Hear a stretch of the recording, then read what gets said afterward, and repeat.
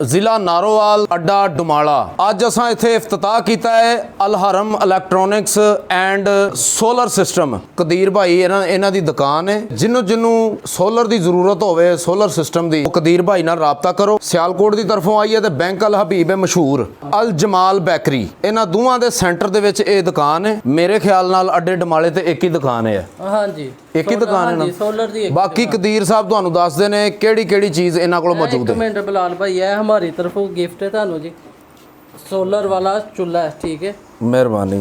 हाँ जी, वाह जी सोलर ते चलायो। ਮਿਹਰਬਾਨੀ भाई की ना लईदा थानू हर किस्म ਦਾ सोलर मिलेगा, इन्वर्टर मिलेगा। ठीक है, ਅਸੀਂ ਦੋ ਭਾਈਆਂ ਮਾਸ਼ਾਅੱਲਾ ਕੰਮ ਕਰਦੇ ਪਏ ਤੇ ਇਨਸ਼ਾਅੱਲਾ ਅੱਛਾ। ਦੂਸਰਾ ਭਾਈ ਕਿਹੜਾ ਹੈ? रमजान भाई। रमजान भाई। और मजे की गल है कि मेरे घर भी सोलर इन्हों ने लाया है। इंशाल्लाह भाई कंप्लेन नहीं आएगी किसी किस्म की भी। इंशाल्लाह जो बोलांगे ਉਹੀ ਕੰਮ ਹੋਏਗਾ। ਜਿਹੜਾ ਚੜ੍ਹਦੇ ਤੇ ਲੈਂਦੇ ਪੰਜਾਬ 'ਚ ਬੜਾ ਮਕਬੂਲ ਹੋਇਆ, ਉਹ ਹੀ ਸ਼ੇਰ ਮੈਂ ਕਦੀਰ ਭਾਈ ਦੇ ਨਾਂ ਕਰ ਰਿਹਾ ਕਿ ਜੀਮ ਜੂੰਦਿਆਂ ਨੂੰ ਕਾਨੂੰ ਮਾਰਨਾ ਏ, ਜੇਕਰ ਮੋਇਆਂ ਨੂੰ ਨਹੀਂ ਜਵਾਨ ਜੋਗਾ, ਮਿਲੇ ਰੂਹਾਂ ਨੂੰ ਕਿਉਂ ਨਖੇੜਨਾ ਏ, ਜੇਕਰ ਵਿਛੜੇ ਨਹੀਂ ਮਲਾਣ ਜੋਗਾ,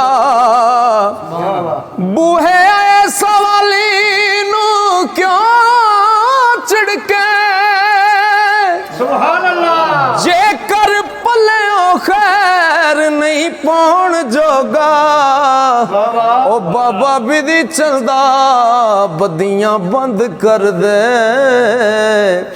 ਜੇਕਰ ਨੇਕੀਆਂ ਨਹੀਂ ਕਮਾਉਣ ਜੋਗਾ।